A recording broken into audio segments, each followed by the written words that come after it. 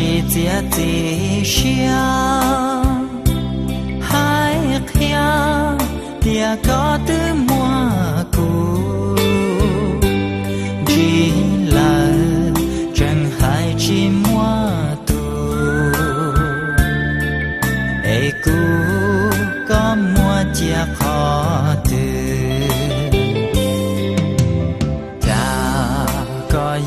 我起想，做点只老公龙来，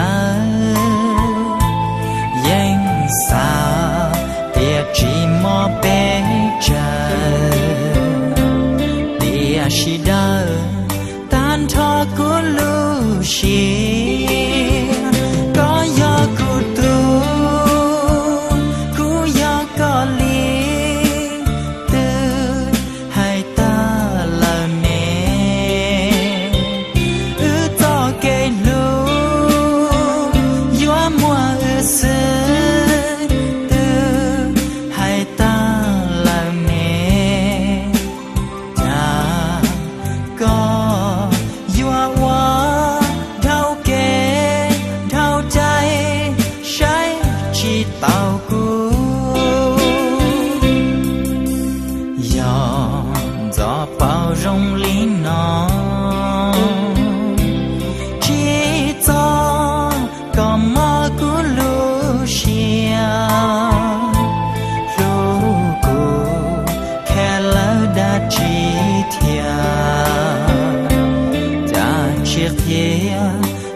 có từ mùa cũ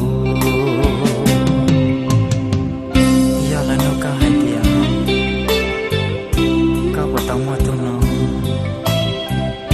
đây cho là hai tiếng có từ mùa cũ là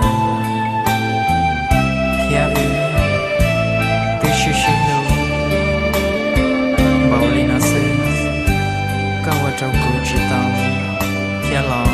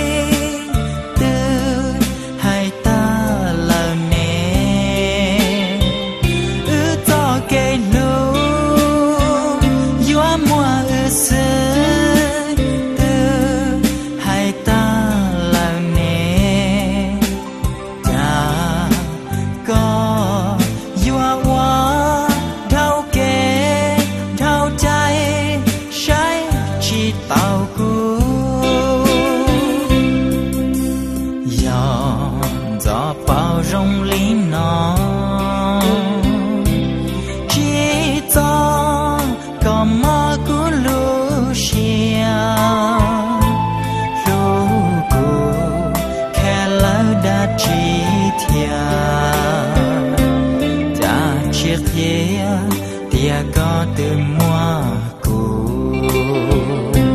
cha chiếc hia tia có